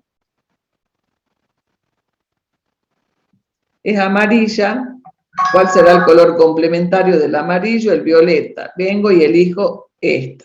Si fuera la solución anaranjada, ¿cuál es el color complementario? El azul. ¿Ven? Bueno, entonces tendríamos que elegir filtros diferentes, ¿verdad? Entonces resulta que yo digo, bueno, voy a analizar cromato en las muestras, lo transformo en cromatos, son soluciones amarillas, elijo un filtro de color violeta, dijimos, ¿no? Violeta. Y bueno, empiezo a hacer el análisis. Estoy trabajando en medio ácido y empiezo a hacer el análisis y no me da una curva de calibrado, me da cualquier cosa. Digo, ¿qué pasó? Preparé mal los reactivos, tiro todo, preparo de nuevo los patrones y vuelvo y sigue sin darme una respuesta lineal. ¿Y qué pasó? Pasó que yo no tuve en cuenta que estaba trabajando en medio ácido y que en medio ácido el cromato se transforma en cromato ácido o también se dimeriza a dicromato. O sea, puede haber pasado que directamente en el medio ácido se ha dimerizado a dicromato. Y yo estaba trabajando con un filtro violeta y resulta que ahí se ha transformado en dicromato y tendría que haber trabajado con el filtro azul, o sea que sonamos. No me di cuenta. Esa es una desviación debido a una reacción química. Entonces, tengo que hacer dos cosas. O trabajo transformado en todo en dicromato, o si no en otro medio alcalino donde tenga el cromato. Y, bueno, si tengo como cromato, elegiré un filtro violeta. Si tengo todo como dicromato, elegiré un filtro azul. ¿Entienden? Entonces, hay que tener cuidado. Puede haber una reacción química y yo no tuve en cuenta. Ay, no sé por qué me volví acá. Y yo no tuve en cuenta. Entonces, fíjense qué puede pasar acá. Si tendría, estos son espectros de absorción. Si tendríamos dicromato, sería este el espectro de absorción y donde tendría el máximo. Si sería cromato, fíjense, este sería su espectro de absorción y donde tendría el máximo. Nada que ver. ¿Sí? Entonces, acá también vemos, dice curvas de calibrado para soluciones no buffer, o sea que no han sido bufferadas, de cromato y dicromato conteniendo igual concentración de cromo. Se muestra en la figura por líneas llenas y las líneas punteadas corresponden a medios ácidos o básicos fuertes. O sea, que si tenemos los dos, cromato y dicromato, y no tengo en cuenta el medio, me dan estas curvas que no son rectas, esta curva que representa cromato y esta curva que representa dicromato y esta que representa cromato. Sin embargo, si yo tengo en cuenta, utilizo un buffer para el medio, voy a obtener el medio alcalino, cromato con respuesta lineal. En medio ácido, dicromato con respuesta lineal. O sea que me está diciendo que debo tener en cuenta, aprender a trabajar, pensar que cuando no hay una respuesta lineal, bueno, ver dónde, a qué se debe que no tenga respuesta lineal. Bueno, yo puedo analizar muestras donde haya mezclas de sustancias absorbentes. Sustancias que contengan más de una especie absorbente siempre y cuando no haya interacción entre las distintas especies. Entonces yo puedo considerar la absorbancia total de un sistema de multicomponente, supónganse la absorbancia total a esta longitud de onda, va a ser la absorbancia del componente 1 a esa longitud de onda, más la absorbancia del componente 2 a esa longitud de onda, más todos los absorbentes que haya. Ponemos en función de los coeficientes de absortividad el camino óptico y la concentración. También podemos reemplazar y decir que el coeficiente de absortividad y el camino óptico son constantes y las concentraciones de cada uno, ¿verdad? Solo que yo debo tener, para poder trabajar en estos casos, fíjense, la absorbancia de esos dos componentes, M y N, en la muestra me da esta respuesta. Yo puedo encontrar cuál es la absorbancia del componente M y cuál es la absorbancia del componente N, siempre y cuando busque dos longitudes de onda en las cuales hacer la cuantificación que cumplan la siguiente condición. Por ejemplo, esta es la respuesta de M. Esta es la respuesta de N. Yo debo elegir dos longitudes de onda con la condición de que donde es mínima una, la otra sea máxima. O sea, acá es máxima la absorbancia de M, mínima la de N. Y en esta otra longitud de onda es al revés. Es máxima la de N y mínima la de M. Entonces, en esas dos longitudes de onda, yo puedo trabajar para poder encontrar cuál es la concentración de M y cuál es la concentración de N. Y para eso voy a tener dos sistemas con dos ecuaciones. Absorbancia total, absorbancia a esa longitud de onda de M, más la absorbancia a esa longitud de onda de N, o sea, K' de M por concentración de M, K' de N concentración de N, a esa longitud. Y a la otra longitud de onda, acuérdense que son estas, ¿no? Longitud de onda 2. Lo mismo, a esa otra longitud de onda la suma, y lo pueden resolver como quieran. Cualquier resolución de un sistema de dos ecuaciones con dos incógnitas, por suma y resta, por sustitución. Acá está resuelto por determinantes. ¿Se acuerdan cómo se resolvía por determinantes? El determinante del denominador, que están puestas fíjense, los dos, en el denominador va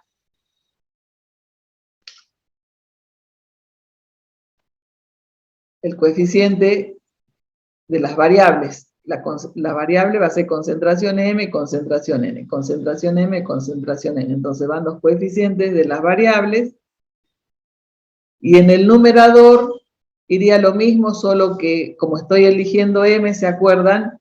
En lugar de la variable de la concentración M va a ir el término independiente, que va a ser A. El término independiente, la medida de absorbancia. De la misma forma, ¿y cómo se resolvía esto? Y bueno, acuérdense, esto por esto, menos esto por esto, esto por esto, menos esto por esto. Y bueno, así lo resolvemos y encontramos la concentración de la muestra M, la concentración de la muestra del analito M y del analito N. ¿Se entendió? Tenemos dos sistemas con dos ecuaciones, planteadas donde se cumplen esas condiciones. La absorbancia de uno es mínima, la otra es máxima, al revés, y los puedo resolver a través de un sistema de dos ecuaciones con dos incógnitas, como quieran. Con determinantes, por sustitución, a mí me resulta más fácil porque tenemos todo y reemplazamos los valores. Bueno, y finalmente veríamos que también se podrían hacer valoraciones fotométricas o espectrofotométricas. Nosotros no las podemos hacer porque tendríamos que tener un sistema que nos permita ir midiendo cómo varía la absorbancia a medida que uno hace la titulación. Bueno, no tenemos el dispositivo para hacer ese tipo de medidas, pero sí lo podemos abordar desde el punto de vista, digamos, de entender qué se puede hacer y cómo tendría que llevar a cabo una titulación por este método. Entonces, fíjense, Siempre que el analito, el reactivo o el producto de la valoración absorban radiación, se puede determinar el punto de equivalencia, determinar el punto final satisfactoriamente si el sistema absorbente cumple con la ley de Lambert y Beer. Entonces acá tenemos, por ejemplo, la valoración, y muy conocida por ustedes. Esta también, las dos son valoraciones que ustedes han visto en el primer cuatrimestre, o sea que la van a poder entender. Nosotros, en este caso, vamos a medir la propiedad. ¿Cuál era? La absorbancia. ¿En función de qué? De los mililitros de titulante, como siempre. Y acá va a ser, supónganse que estamos determinando hierro a través de una volumetría redox con permanganato de potasio. Entonces el permanganato va a oxidar al ferroso a férrico y se va a reducir a manganeso 2+. Sabíamos que el permanganato es color púrpura, el manganeso es incoloro. ¿Sí? Y bueno, los otros dos son soluciones incoloras. Y acá está puesto de manifiesto que hay un coeficiente de absortividad del permanganato, porque es coloreado, es mayor que 0, está dado a 530 nanómetros, pues el coeficiente de absortividad para el hierro, férrico, ferroso y manganeso es 0, son soluciones incoloras. Entonces nosotros tenemos en el Erlenmeyer ferroso y agregamos permanganato. Entonces siempre que hay ferroso, el permanganato es reducido a manganeso 2+, que es incoloro, o sea que de púrpura pasa a incoloro, de púrpura a incoloro, o sea que no hay absorción porque toda la solución es incolora. Hasta que se terminó todo el hierro y por lo tanto ya no hay pasaje de permanganato a manganeso. El permanganato ya no puede ser reducido a manganeso, entonces empieza a aparecer la solución. Como tengo, por decirle algo, 100 mililitros y cae una gota en exceso, rosadito, cada vez va aumentando más el color, por lo tanto va aumentando la absorción. ¿Cómo encuentro el punto de equivalencia? Y trazando las rectas que representan a estas dos zonas, donde se interceptan, tengo el volumen del punto de equivalencia. De la misma forma, cuando valoramos el magnesio 2 con ETA a pH 10, el magnesio formaba ese complejo, que era incoloro, pero teníamos el indicador que era el negro de eriocromo T, que se formaba un complejo rojo cuando estaba complejado con cualquiera, en este caso con el magnesio, y cuando pasa a ser libre es azul. Y acá tendría que ser la pregunta, pero profe, está bien, entiendo que hay un coeficiente de actividad del rojo vinoso que es mayor que 0, y que hay un coeficiente de absortividad de azul es 0, ¿por qué 0 si estoy con una solución coloreada? Y seguramente, porque yo estoy conociendo el sistema que estoy utilizando para cuantificar el magnesio, y voy a trabajar con acuérdense que las zonas de colores, las longitudes de onda de los colores son diferentes, trabajaré con una radiación que me permita identificar el rojo y no el azul, son zonas completamente diferentes, acuérdense. Eso es lo importante, tenemos que saber relacionar todo, ¿no? El azul y el rojo, nada que ver, ¿sí? Entonces, si estoy trabajando en condiciones de detectar rojo, que aparezca una solución azul, para mí tiene un coeficiente de absortividad 0 porque no lo va a detectar. ¿Estamos de acuerdo? Está bien que tenga color, pero le doy el coeficiente de absortividad 0, porque estoy trabajando en otro rango, a 546 nanómetros. Bien, dicho esto, también al principio se forma tenemos el rojo vinoso. El rojo vinoso tiene una absorbancia, cada vez va produciéndose esta reacción. Llega un momento que deja de, porque voy a estar en la zona del azul. voy a llegar a la zona del azul, por lo tanto, va a disminuir y finalmente se va a transformar en 0. ¿Estamos de acuerdo? Bueno, entonces de la misma forma se encuentra. Y otra cosita a tener en cuenta es, puedo haber empezado con 100 mililitros y voy agregando volumen, o sea, va cambiando el volumen final en la titulación, o sea que debo tener en cuenta errores que puedo cometer por dilución. Entonces se puede afectar las medidas de absorbancia para que me den respuestas lineales así. A ese valor de absorbancia lo debo multiplicar por esta corrección, donde B sería el volumen que tengo de ferroso en el Erlenmeyer, o el volumen de la solución que tiene manganeso. B chica es el volumen de permanganato que voy agregando cada vez que voy agregando, el volumen de eta que voy agregando, y así corrijo para tener respuestas lineales. El valor afectado por los cambios en la dilución. ¿Estamos de acuerdo? Bueno, eso sería todo por ahora. Me faltaría ver los puntos anómalos, pero lo dejé para la próxima clase. No sé, ¿hay algo que quieren, que ha quedado sin entender? ¿Qué quieren preguntar?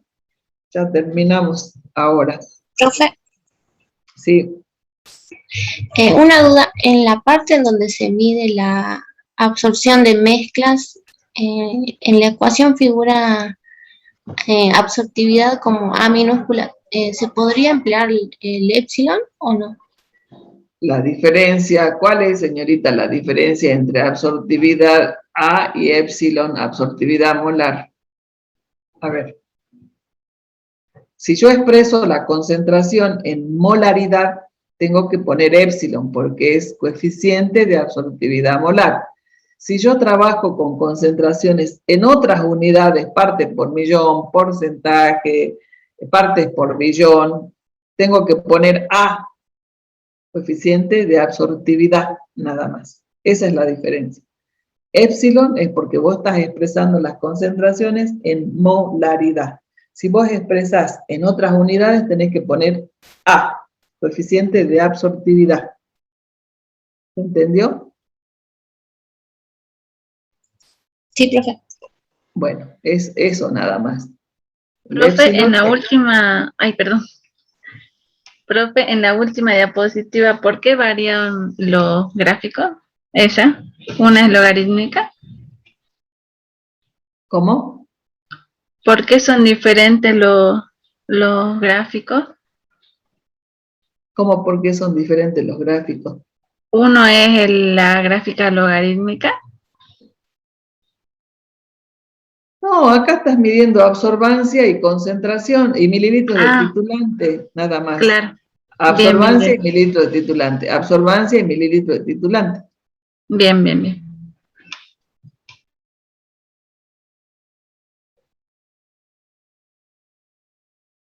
¿Otra pregunta? No, profe, no tomó asistencia, ¿verdad? Ah, no sé, eso lo hacía Martín. Martín, ¿no tomas asistencia ya?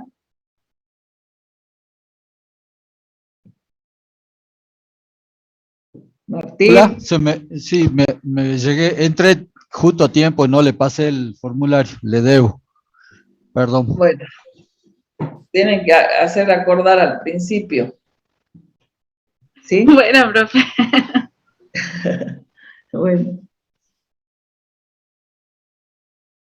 Bueno, ¿no hay otra pregunta? ¿Terminamos? Bien. Bueno, dejamos de compartir entonces. Bueno, entonces nos vemos el lunes que viene. Espero que no haya quedado nadie más sin resolver la parte práctica y que puedas darle una solución a Nicolás Reynoso Martín.